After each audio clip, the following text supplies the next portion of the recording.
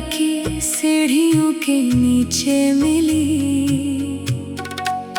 इस पर चंद अजीब अलामतें थे जिन्हें कोई पढ़ नहीं सकता था। मैंने उसे हाथ में लिया तो उंगलियों में सर्द धात के बजाय एक भूली हुई कहानी की लर्जिश महसूस हुई।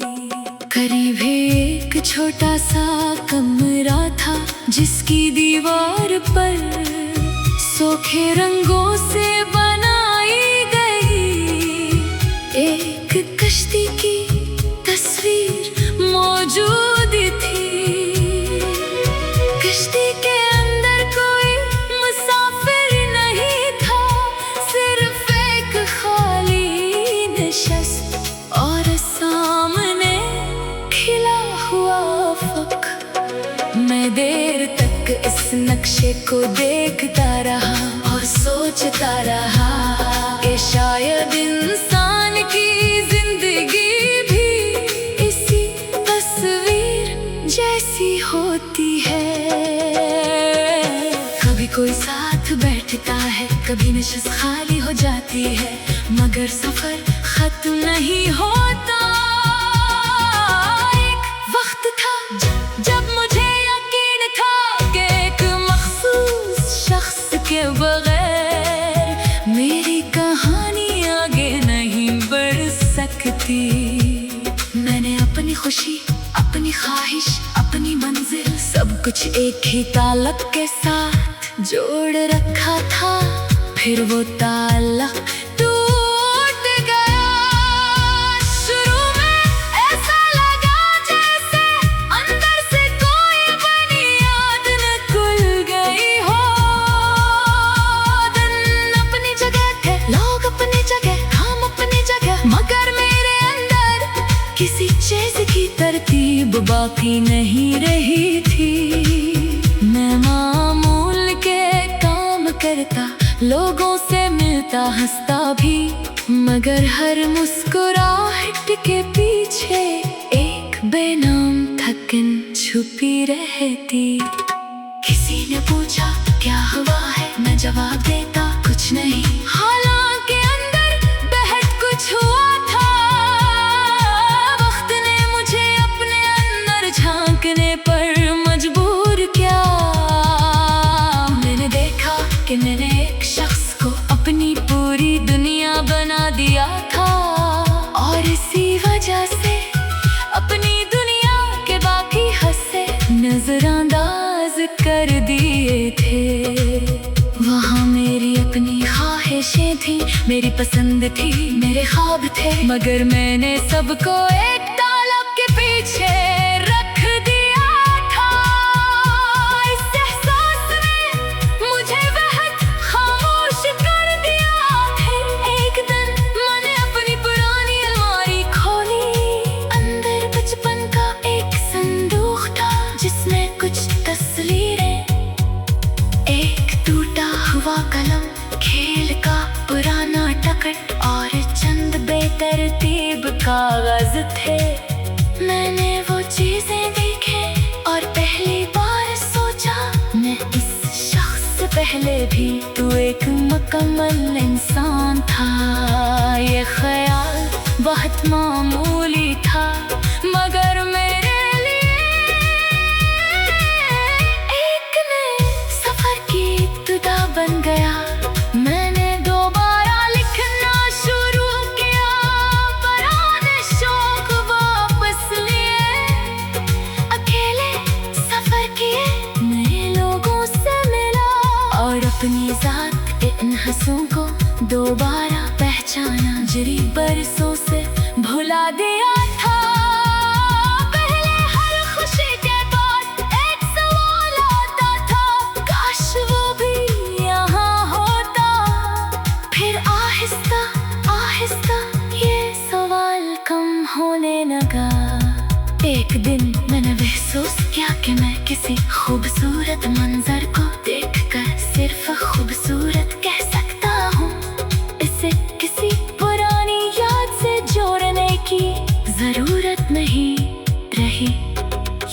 छोटी सी तब्दीली मेरे लिए बहुत बड़ी थी। उसके बाद माजी का वजन हल्का होने लगा। याद अब भी आती थी मगर पहले जैसी जबन के साथ नहीं। वो एक पुरानी तस्वीर बन गई जिसे देखकर बस इतना मालूम होता है कि कभी जिंदगी का एक हिस्सा ऐसा भी था। न से मिटाने की जरूरत, न से दोबारा जीने की ख्वाहिश, सिर्फ कबूलियत। अगर कभी वो शख्स दोबारा सामने आ जाए तो शायद मैं मुस्कुरा कर इसका हाल पूछूंगा। न कोई शिकायत, न कोई वजाहत, न पुरानी गुर्बत वापस लेने की कोशिश।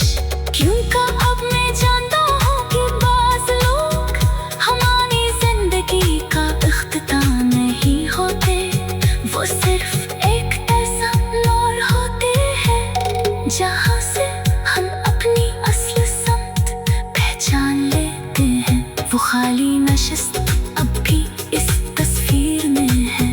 कश्ती अब भी असी अफ़क़ की तरफ जा रही है। फर्क सिर्फ इतना है कि अब मैं खाली नशिस्त को देख कर अदास नहीं होता।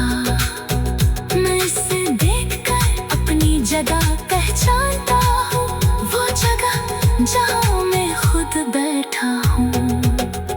अपने हाथ में अपनी संत की पतवाली, अपनी रफ्तार का फैसला करते हुए और इस यकीन के साथ कि किसी के चले जाने से सफर की कदर कम नहीं होती। कुछ रास्ते साथ चलने वालों से खूबसूरत बोली थी। इसके बाद माज़ी का वजन हल्का होने लगा। याद अब भी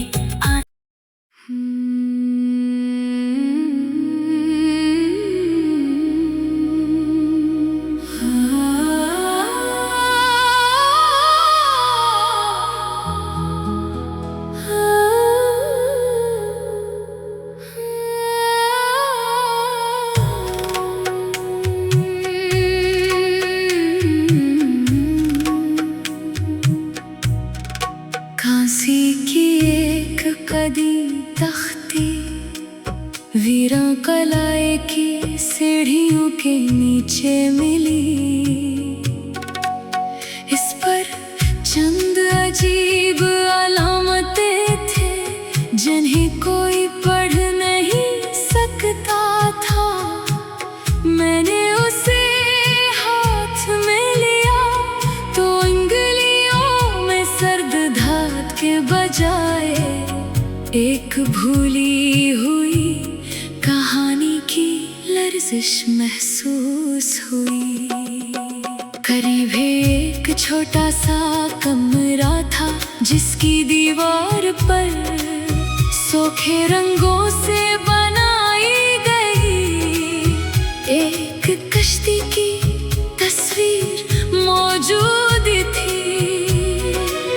कश्ती के अंदर कोई मुसाफिर नहीं था, सिर्फ एक खाली नशिस्त और सामने खिला हुआ अफ़क़। मैं देर तक इस नक्शे को देखता रहा और सोचता रहा कि शायद इंसान की जिंदगी भी इसी तस्वीर जैसी होती है। कभी कोई साथ बैठता है, कभी नशिस्त खाली हो जाती है, मगर सफर खत्म नहीं होता। एक वक्त था जब मुझे यकीन था कि एक मखसूस शख्स के बगैर मेरी कहानी आगे नहीं बढ़ सकती। मैंने अपनी खुशी, अपनी ख्वाहिश, अपनी मंजिल सब कुछ एक ही ताल्लुक के साथ जोड़ रखा था। फिर वो ताल्लुक टूट गया। शुरू में ऐसा लगा जैसे अंदर से कोई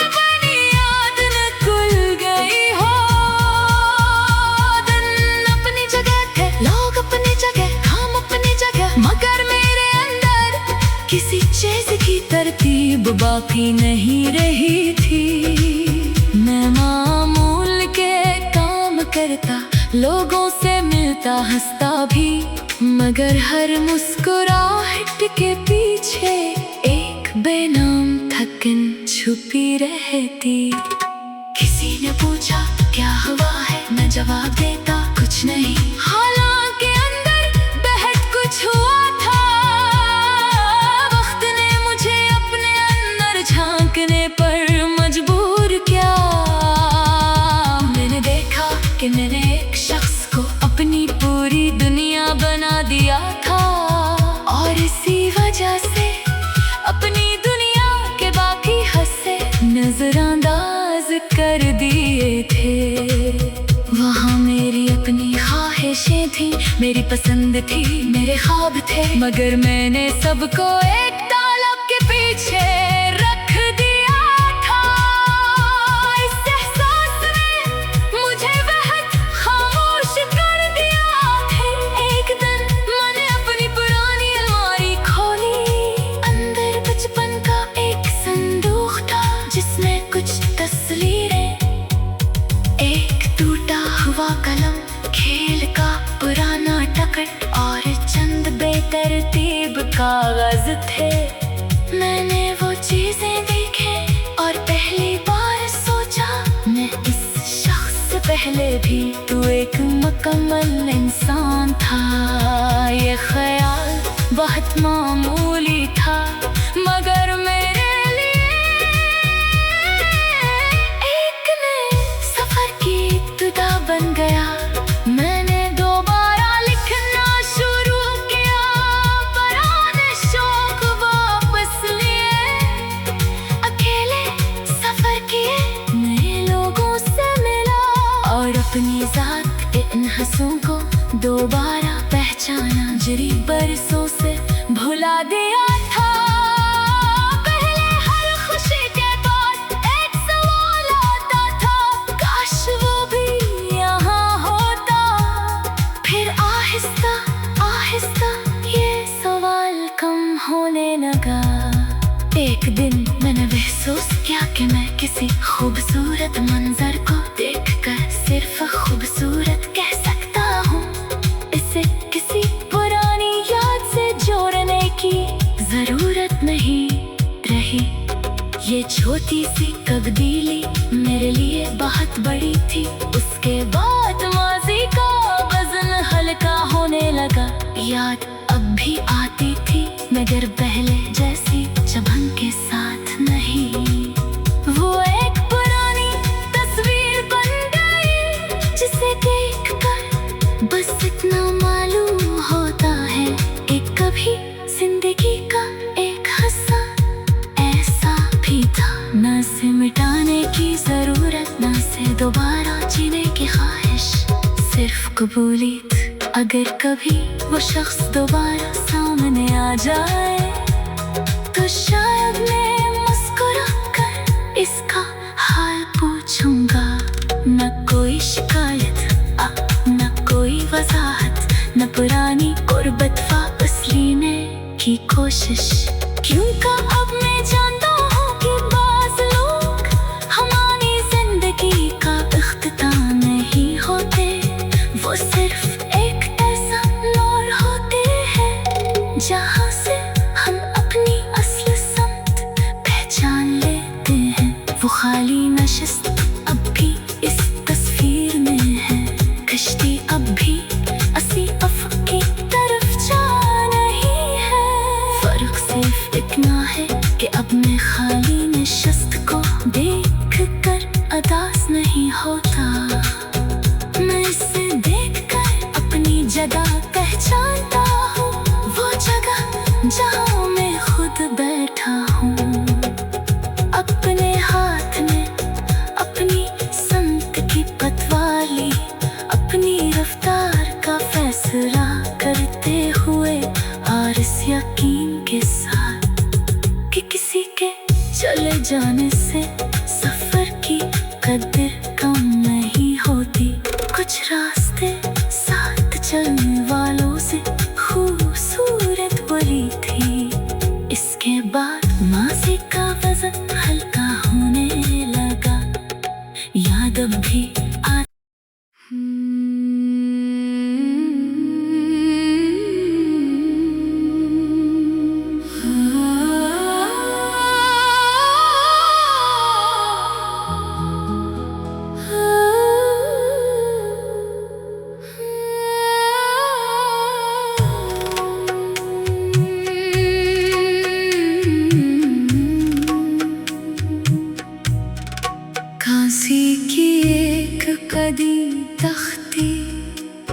तस्वीरें कलाए की सीढ़ियों के नीचे मिली। इस पर चंद अजीब अलामतें थे जिन्हें कोई पढ़ नहीं सकता था।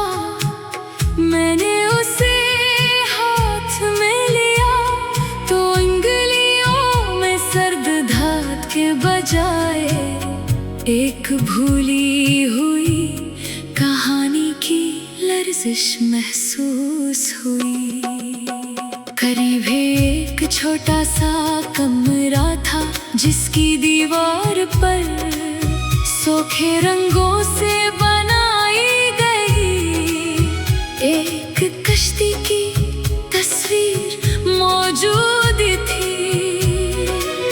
कश्ती के अंदर कोई मुसाफिर नहीं था, सिर्फ एक खाली नशस्त और सामने खिला हुआ अफक। मैं देर तक इस नक्शे को देखता रहा और सोचता रहा कि शायद इंसान की जिंदगी भी इसी तस्वीर जैसी होती है। कभी कोई साथ बैठता है, कभी नशिस्त खाली हो जाती है, मगर सफर खत्म नहीं होता। एक वक्त था जब मुझे यकीन था कि एक मखसूस शख्स के बगैर मेरी कहानी आगे नहीं बढ़ सकती। मैंने अपनी खुशी, अपनी ख्वाहिश, अपनी मंजिल सब कुछ एक ही ताल्लुक के साथ जोड़ रखा था। फिर वो ताल्लुक टूट गया। शुरू में ऐसा लगा जैसे अंदर से कोई बुनियाद न खुल गई हो। दिन अपनी जगह थे, लोग अपनी जगह, हम अपनी जगह, मगर मेरे अंदर किसी चीज की तरतीब बाकी नहीं रही थी। मैं मामूल के काम करता, लोगों से मिलता, हंसता भी, मगर हर मुस्कुराहट के पीछे एक बेनाम थकन छुपी रहती। किसी ने पूछा क्या हुआ है, मैं जवाब देता कुछ नहीं, हालांकि अंदर बेहद कुछ हुआ था। वक्त ने मुझे अपने अंदर झांकने पर मजबूर किया। मैंने देखा कि मैंने एक शख्स को अपनी पूरी दुनिया बना दिया था और इसी वजह से अपनी दुनिया के बाकी हिस्से नजरअंदाज कर दिए थे। वहाँ मेरी अपनी ख्वाहिशें थी, मेरी पसंद थी, मेरे ख्वाब थे, मगर मैंने सबको एक तालब के पीछे रख दिया था। इस एहसास ने मुझे बेहद खामोश कर दिया। फिर एक दिन मैंने अपनी पुरानी अलमारी खोली। अंदर बचपन का एक संदूक था जिसमें कुछ तस्वीरें, एक टूटा हुआ कलम, खेल का पुराना टकट और चंद बेतरतीब कागज थे। मैंने वो चीजें देखे और पहली बार सोचा मैं इस शख्स से पहले भी तू एक मुकम्मल इंसान था। ये ख्याल बहुत मामूली था, मगर मेरे लिए एक नए सफर की इब्तिदा बन गया। मैंने दोबारा लिखना शुरू किया, पुराने शौक वापस लिए, अकेले सफर किए, नए लोगों से मिला और अपनी जात के इन हंसों को दोबारा पहचाना। जिरी बरसों से भुला दिया था। पहले हर खुशी के बाद एक सवाल आता था, काश वो भी यहाँ होता। फिर आहिस्ता आहिस्ता ये सवाल कम होने लगा। एक दिन मैंने महसूस किया कि मैं किसी खूबसूरत मंजर को देखकर सिर्फ खूबसूरत कह सकता हूँ। इस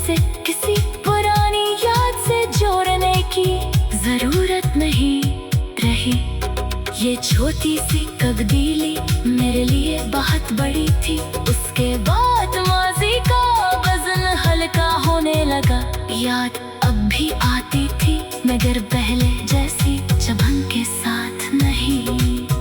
वो एक पुरानी तस्वीर बन गई जिसे देख कर बस इतना मालूम होता है कि कभी जिंदगी का एक हिस्सा ऐसा भी था। न से मिटाने की जरूरत, न से दोबारा जीने की ख्वाहिश, सिर्फ कबूलियत। अगर कभी वो शख्स दोबारा सामने आ जाए तो शायद मैं मुस्कुरा कर इसका हाल पूछूंगा। न कोई शिकायत, न कोई वजाहत, न पुरानी गुर्बत वापस लेने की कोशिश। क्योंकि अब मैं जानता हूँ कि बाज़ लोग हमारी जिंदगी का इख्तिताम नहीं होते। वो सिर्फ एक ऐसा मोड़ होते हैं जहाँ से हम अपनी असली समत पहचान लेते हैं।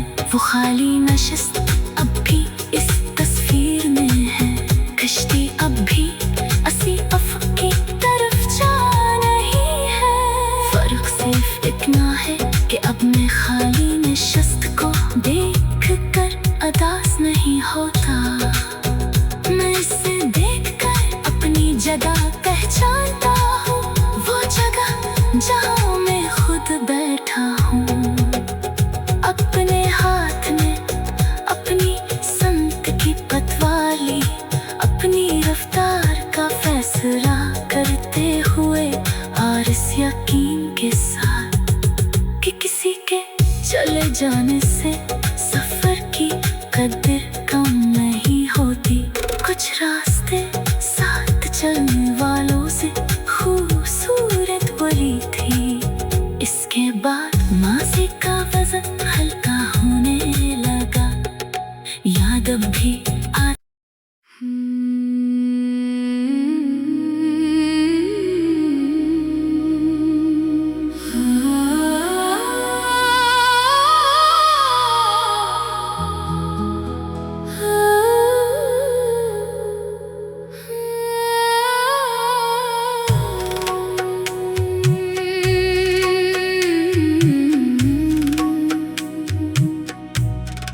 कांसी की एक कदी तख्ती वीरां कलाए की सीढ़ियों के नीचे मिली। इस पर चंद अजीब अलामतें थे जिन्हें कोई पढ़ नहीं सकता था। मैंने उसे हाथ में लिया तो उंगलियों में सर्द धात के बजाय एक भूली हुई कहानी की लर्जिश महसूस हुई। करीब एक छोटा सा कमरा था जिसकी दीवार पर सोखे रंगों से बनाई गई एक कश्ती की तस्वीर मौजूद थी। कश्ती के अंदर कोई मुसाफिर नहीं था, सिर्फ एक खाली नशिस्त और सामने खिला हुआ अफ़क़। मैं देर तक इस नक्शे को देखता रहा और सोचता रहा कि शायद इंसान की जिंदगी भी इसी तस्वीर जैसी होती है। कभी कोई साथ बैठता है, कभी नशिस्त खाली हो जाती है, मगर सफर खत्म नहीं हो